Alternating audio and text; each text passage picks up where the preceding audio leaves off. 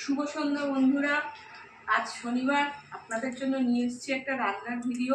এবার থেকে প্রতি শনিবার করে থাকবে আমার একটি করে রান্নার ভিডিও। বাঙালির রান্নাঘরের অতি পরিচিত রান্না আলুর দম। যেহেতু আজ শনিবার, আমার বাড়িতে নিরামিষ, তাই নিরামিষ আলুর দমের রেসিপি আপনাদের দেখাবো। নিরামিষ আলুর দমের রেসিপি করতে লাগবে পরিমাণ মতো হলুদ, কাশ্মীরি রেড চিলি, গরম মশলা, গোটা গরম মশলা, পরিমাণ মতো নুন, কিছু নারকেলের টুকরো, আর এটা আছে কাজু, কিশমিশ আর আমন্ড বাদাম।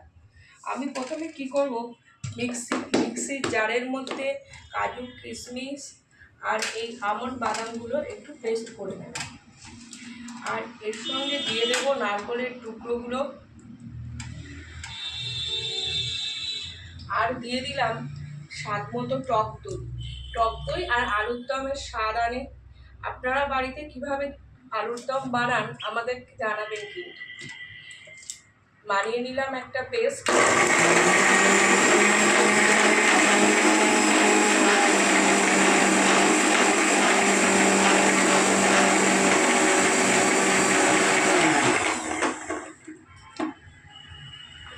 অ্যাড করতে হবে কিছুটা জল।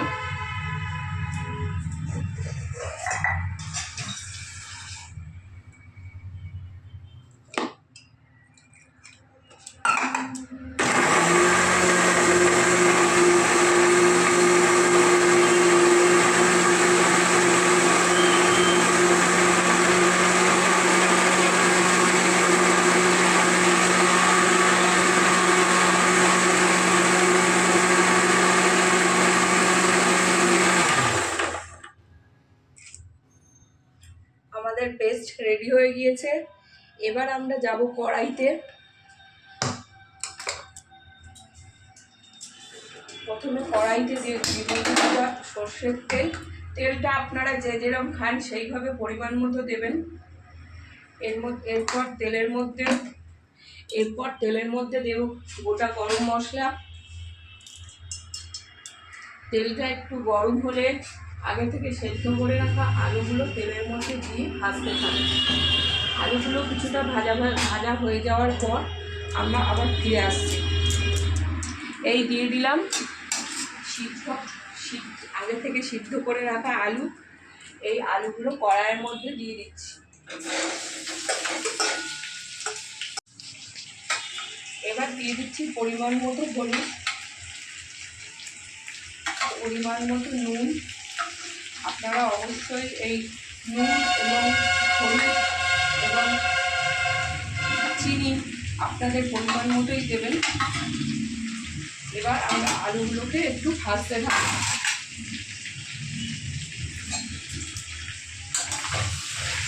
গ্যাসের ফ্লেমটা কিন্তু আমরা মিডিয়ামেই রাখবো। আলুগুলো খানিক ভাজা হয়ে যাওয়ার পর আমরা আবার ফিরে আসছি। আলুগুলো এইভাবে কড়াই উল্টে পাল্টে নাড়াচাড়া করতে হবে। ধীরে ধীরে নাড়াচাড়া করতে করতে কড়াইয়ের মধ্যে গরম মশলার ফ্লেমটা কিন্তু আপনারা পাবেন। গরম মশলাটা দেওয়া হয় ফ্লেমটা যাতে পাওয়া যায়। আলুগুলোকে বেশ সুন্দর করে কষাতে হবে যাতে আলুর দমের টেস্টটা ভালো পাওয়া যায়। এরপরে আপনারা দিয়ে দিতে হবে কাশ্মীরি রেড চিলি।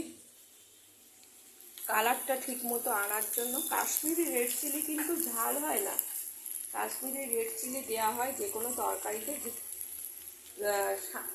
কাশ্মীরি কালারটা আনার জন্য, রঙটা যাতে সুন্দর হয় সেই কারণে। কাশ্মীরি রেড চিলি দেওয়ার পর আমরা আরও ধীরে ধীরে নাড়তে থাকবো যাতে সেটা ভালো করে মিশে যায়।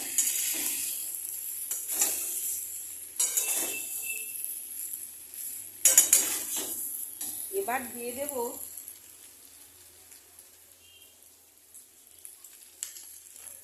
চিনি। যে কোনো তরকারি কষার সময় চিনি দিলে তার কালারটা সুন্দর হয়। চিনি কিন্তু আপনাদের স্বাদ অনুযায়ী দেবেন। আপনারা যদি কোনো তরকারিতে বেশি মিষ্টি খেতে পছন্দ করেন বেশি দেবেন, কম হলে কম দেবেন। আবার কেউ তরকারিতে চিনি খান না, সেক্ষেত্রে দেবেন না। আমরা দিয়ে দেবো বেটে রাখা মশলাটা, কাজু, কিশমিশ, নারকোল আর টক দই দিয়ে যে পেস্টটা বানিয়েছিলাম।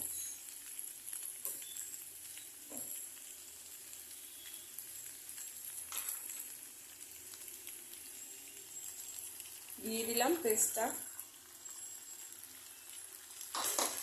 পেস্টটা দেওয়ার পর আরও বেশ কিছুটা নাড়ানাড়ি করতে হবে, যাতে এই মশলাটা আলুর দমের সঙ্গে সুন্দরভাবে মিশে যায়। বাঙালির জীবনের রোজনামচা, মধ্যবিত্ত জীবনের রোজনামচার মধ্যে শনিবারের বিকেলে এমন একটা নিরামিষ পদ কিন্তু অনেক বাড়িতেই হয়। আবার অনেকে শনিবারে নিরামিষ খান না, তাদের ক্ষেত্রে ব্যাপারটা অন্যরকম। বেশ সুন্দর করে নাড়তে চাড়তে হবে।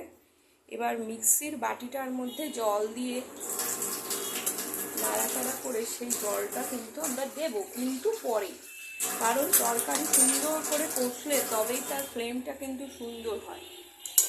তাই এটাকে আমরা আরও বেশ কিছুক্ষণ ধরে কষতে থাকবো। এর সঙ্গে আমি দিয়ে দিলাম 5-6টা কাঁচা লঙ্কা। আপনারা আপনাদের স্বাদ অনুযায়ী এই লঙ্কাটা দেবেন, এবং যদি বেশি ঝাল খেতে চান অবশ্যই গুঁড়ো লঙ্কা ব্যবহার করবেন। আমরা যেহেতু একটু কম ঝাল খাই, তাই কিন্তু আমরা বেশিরভাগ ক্ষেত্রে কাঁচা লঙ্কা রান্না খেয়ে থাকি।